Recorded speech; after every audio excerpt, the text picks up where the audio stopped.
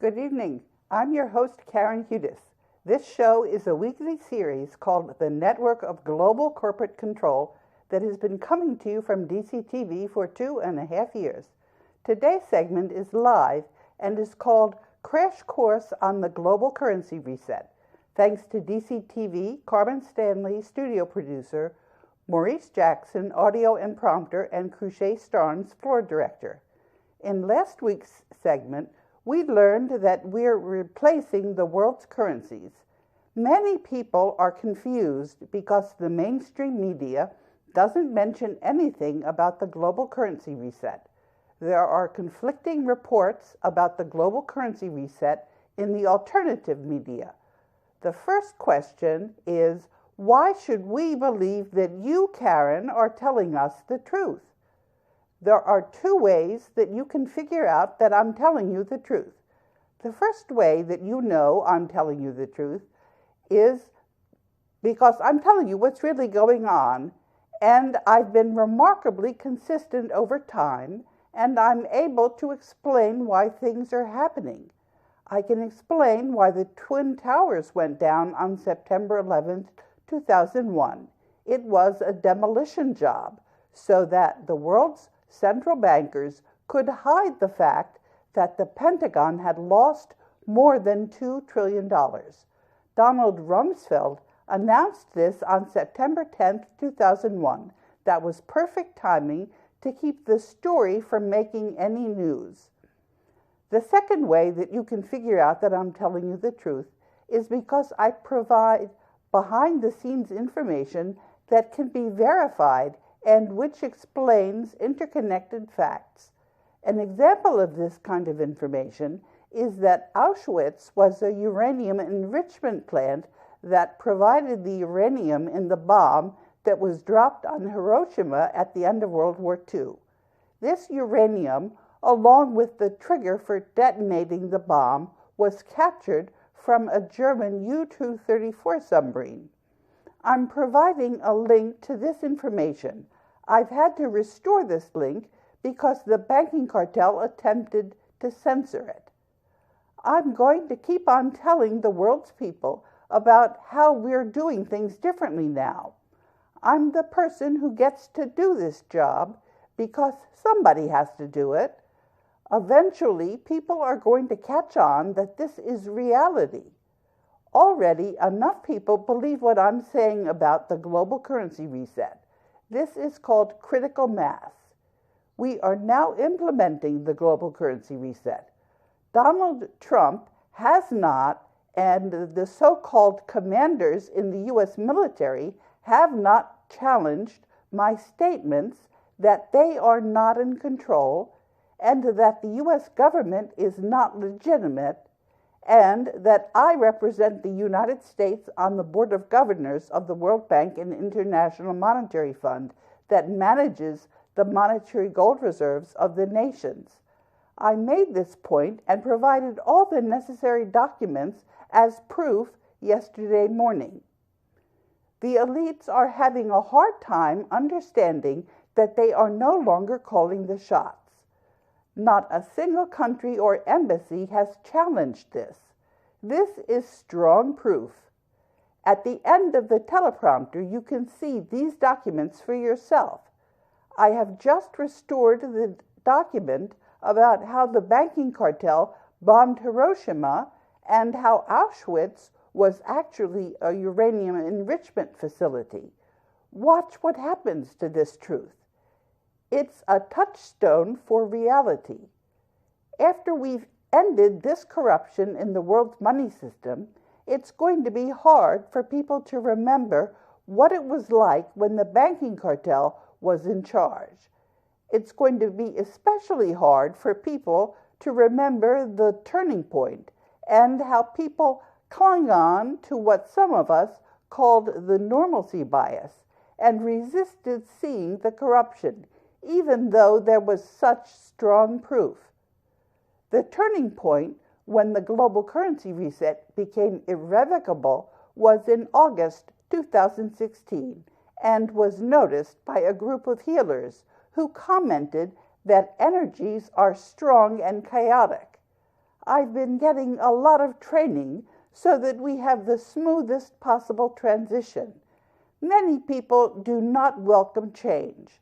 The global currency reset is a positive change, and the more you do to figure out what's going on, the better for you.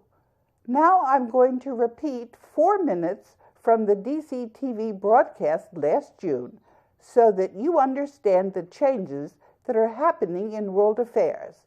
This is just to orient you.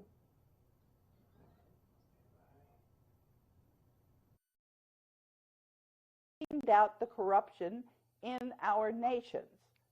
This past week, I reminded people that Pope Francis and the hierarchy over the Vatican, that's the secret societies, the bloodline families, the Jesuits, in short, the group that I have described many times as the head of the snake, had already tried to steal the world's wealth in the global debt facility, and that I had invalidated this attempt.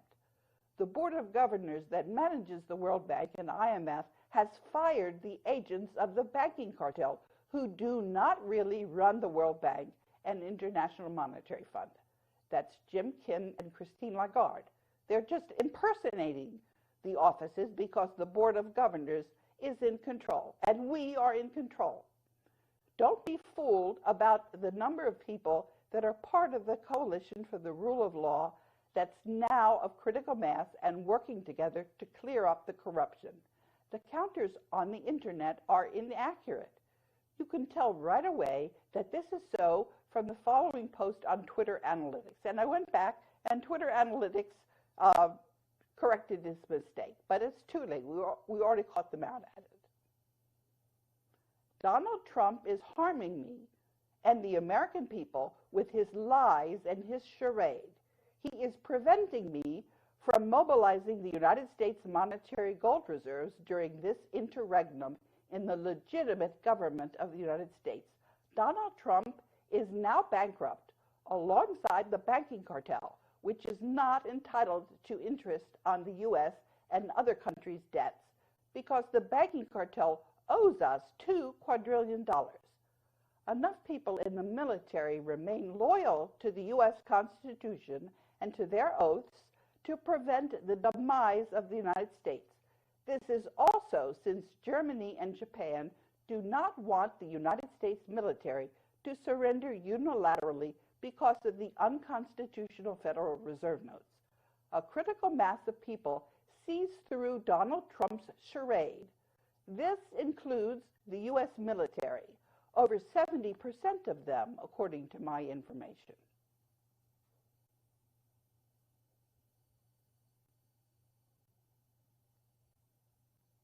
Let's talk about an article in the Atlantic and the media. The link on the document was taken away, so I simply uploaded it again on the New Zealand Digital Cloud Service. I also just tweeted it. It was especially telling when I confronted Elliot Cohen for his hypocritical article in the Atlantic about Donald Trump's press, his press secretary, Sean Spicer. After I called out Cohen for his hypocrisy, he revised his story a little, but Cohen still didn't tell people about the interregnum in the United States or about the global currency reset. Cohen is still a liar, caught out in his hypocrisy. Cohen did not do what he said he was going to do, which is to clarify the moment in American history for us. And I have a chart which I'm going to have to read because the teleprompter doesn't do charts. Okay, what did Cohen say? He said, kicking the chairman of the Joint Chief of Staff out of meetings of the Principals Committee. No, the actual situation is that Joseph Dunford Jr. has refused the United States monetary gold reserves that General Eisenhower deposited in the global debt facility. Dunford has committed treason.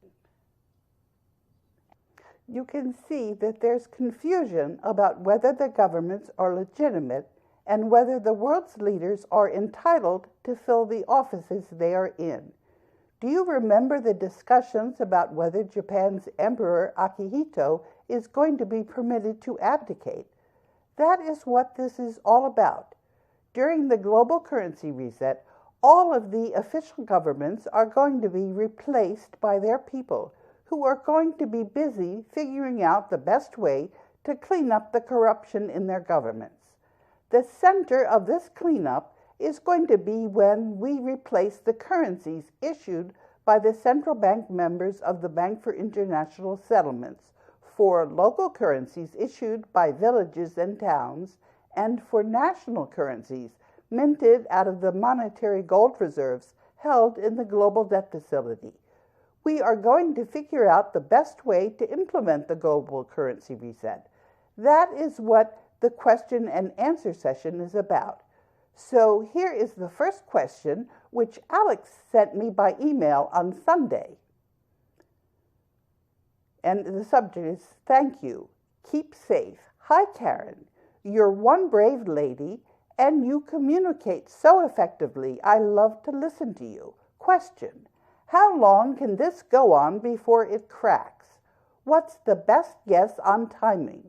How do us small guys protect ourselves? And my response, which I also tweeted: you will know if it cracks. It can go on until it cracks. In the meantime, we are cleaning up the world's money system in the global currency reset. The chance we clean up world corruption and wind down the banking cartel, it's over 90%. Timing: we are in process. Buy precious metals as insurance. Also, work together with your loved ones so they can tell you if you're not yourself, and thus are likely being targeted with scalar weaponry. Thanks for your question. I will share this on DCTV. That's what I'm doing today. It gets to the heart of things.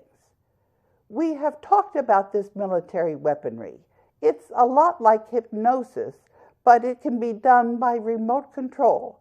Just like some people can't be hypnotized, some people are able to resist scalar weaponry.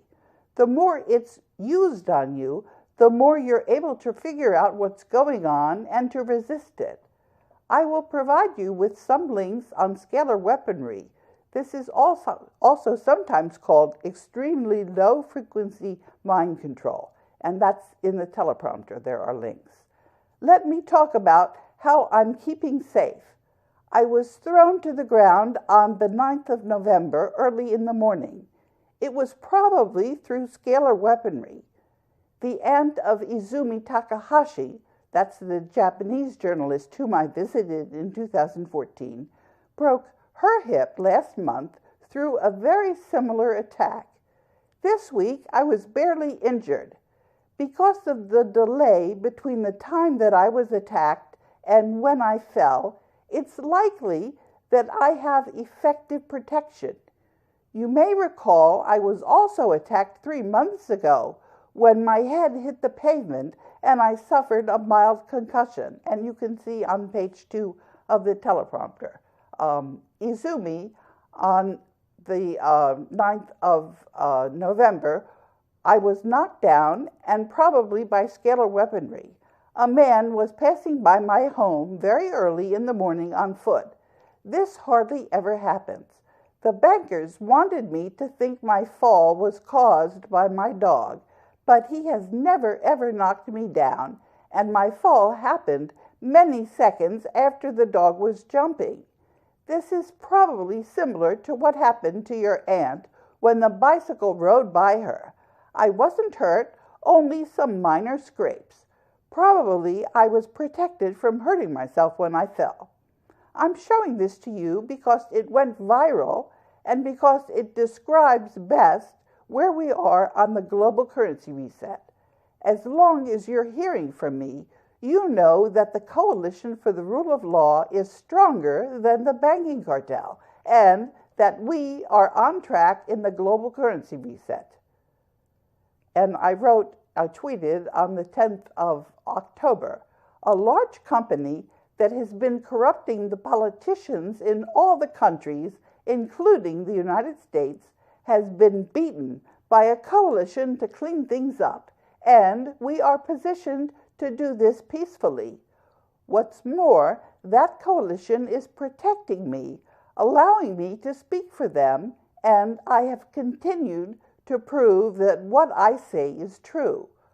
I've been using the social media on the internet and public access TV to get the word out because the other media is telling the lies of that large company, which I call the network of global corporate control and the banking cartel. I started to get an audience back in 2014, and that's when the banking cartel tried to cut off my access to the internet. Because the coalition to clean up the corruption is stronger than the banking cartel, that didn't work. I'm showing you at the end of this tweet how I stayed on the internet and what I was doing when the banking cartel tried to stop me. One of the reasons I'm allowed to speak for the cleanup crew is because I was a fencer and I know how to fight. Last night, I uploaded the teleprompter for my upcoming show on the DCTV series, The Network of Global Corporate Control. The banking cartel tried to undermine the coalition to clean things up using one of their favorite tools, divide and conquer.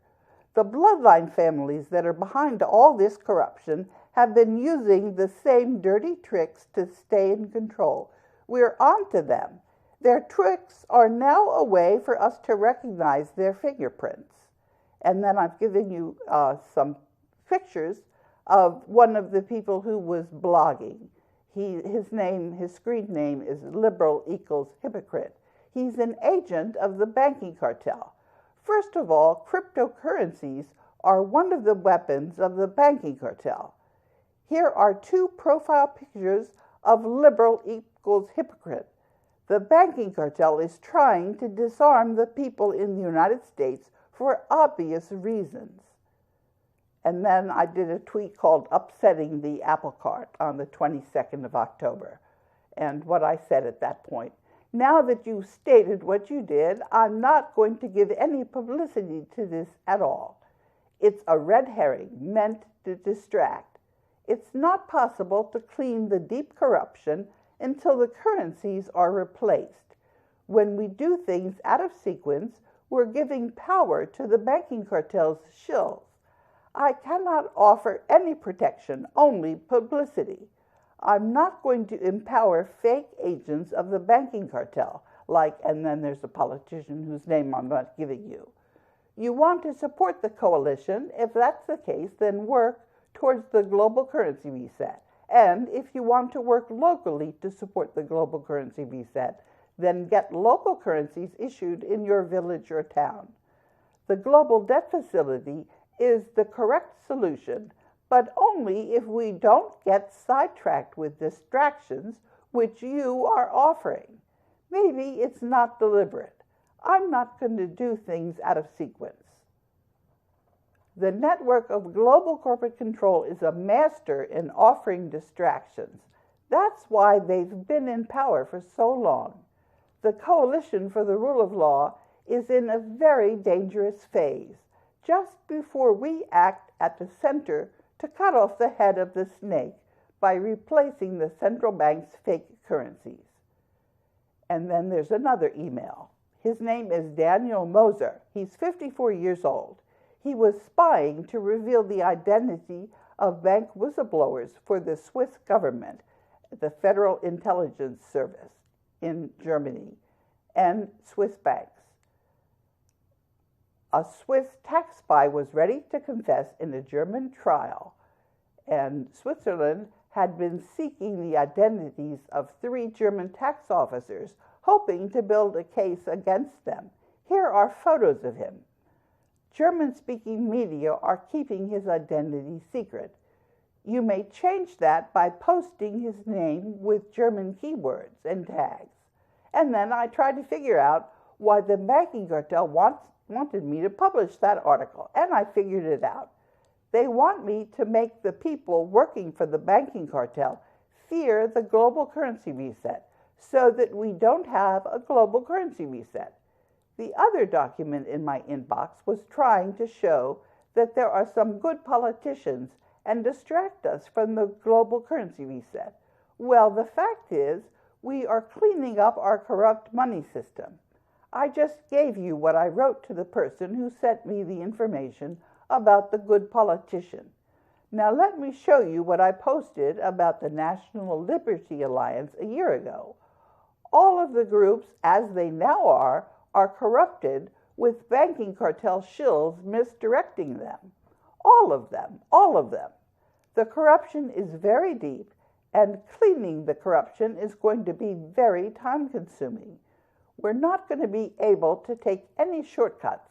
It's going to be very difficult to transition peacefully and not upset the apple cart. What I really mean is have an economic crash up. The global currency reset is going to upset the apple cart, but in a deliberate and peaceful transition. We're going to manage to end the banking cartel with compassion and with heart. Don't blame me, just think about what we know about the amount of corruption. And then I signed that as acting general counsel and overseer mandate trustee. And then on the 4th of July, I wrote, John Darash collects all of the receipts that people donate to the National Liberty Alliance and uses these funds to live off of. He didn't want to tell the members of the National Liberty Alliance that the United States Constitution of 1789 was not in force in effect. And he sent seditious threats, that means they were overturning the government, to the governors on behalf of the membership until I called these threats to the attention of the NLA's other officers. And these threats were then taken back. Now, John Darash is trying to speak on behalf of the people of the United States and using the platform of the National Liberty Alliance for this purpose.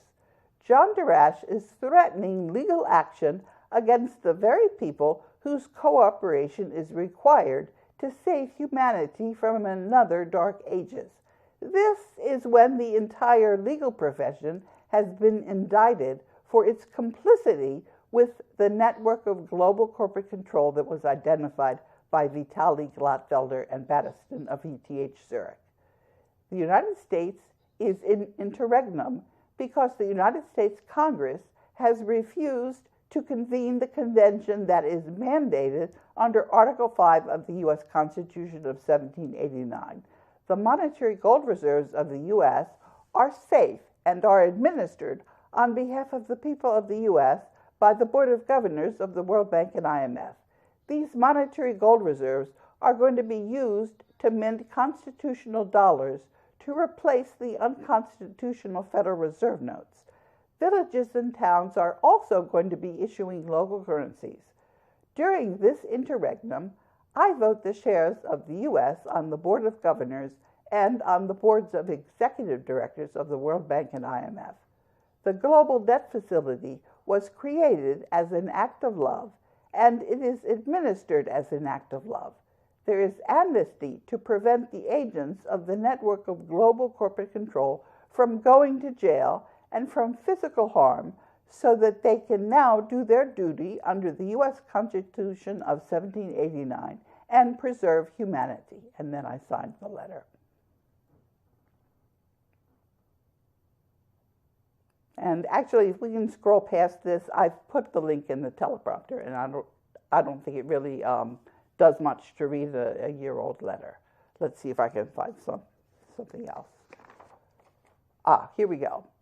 This is a letter. How are you? It got a bit late, but Alex answered me that she's fine. This is from Healers. But Diane, Alex's best friend, is still recovering, and Alex is helping Diane. And as Alex wrote, energies are very strong and chaotic. This was in August 2016, and this is when I believe we were irrevocably committed to the global currency reset. To help her energy work, I think you know the group that use meditation and prayers. So if you talk to them, I think they'll do what they can to clean the energy of the world. That's from Izumi, the Japanese journalist. And this is from Alex. She's a health worker. How are you? Yes, I'm fine, but Diane is just now recovering. I'm having to shield everybody. I'm working hard with the energies right now, hoping to get faster with my energy work. Energies are strong and chaotic. Love you, Alex. and that was on the 28th of August. Dear Alex, how are you now? You wrote that they attacked you too and had similar symptoms like Karen. Thank you very much for your help. Karen wrote she's almost back to normal. Thank you very much for helping Karen and me when we need help. I assumed when you got attacked, you recognized that they were attacking you and you put your shield on your energy field. So I was pretty sure you're recovering fast. I know you have many friends who are healers, and Diane is close to you. But in case you have a bit of trouble recovering and you need some other ideas, please let us know. Love, Izumi. And last week I said, every single one of us has a part to play in the global currency reset. And in replying to the Banking Cartel's agents, they have no role in the global currency reset. Their role is to learn from their mistakes. Yes, we're supposed to learn from our mistakes in the global currency reset. It's not easy to learn from our mistakes. For this to occur, we have to be open to hearing from others what we've done wrong. This is because we hide things from ourselves. It's generally the case that the worse our mistakes, the less likely we are to realize what we've done. We have blind spots. It's part of what makes us human. Another difficulty is then, after learning from others about the harm we've done to them, to leave it up to them whether or not they're prepared to forgive us. We clearly have our work cut out for us in the global currency reset. I'll tell you what I've learned in my personal life about this part of the global currency reset, if there's still time. My personal story doesn't figure so much, but what does is how I've learned that this is very hard work if it's done right, and what's more, it doesn't end. Well, it looks like we have a couple of minutes. So the first thing I want to tell you is that it's really very difficult for us to see our foibles, to see what our faults are. It's human nature for us to resist that. And it's very important, actually, that we welcome this criticism. And it's usually from people that have known us for our entire lives. And a lot of times these people protect us by not telling us. But you need to own up to what your foibles are. I can tell you what it was for me. It was my two sisters, and they were actually quite angry. This was a few years ago, when it was very clear after my father had died that my mother was not managing, and she needed to move into a place where she could be helped. And I was fighting it without realizing it. Okay, well, it looks like we're time to do the outro. Thank you for watching another segment of the Network of Global Corporate Control. Today's segment was a crash course on the global currency reset. We're starting to implement the global currency reset and learning that what's hidden from us often holds more meaning than what is apparent. Until next week, I'm your host, Karen Hudes.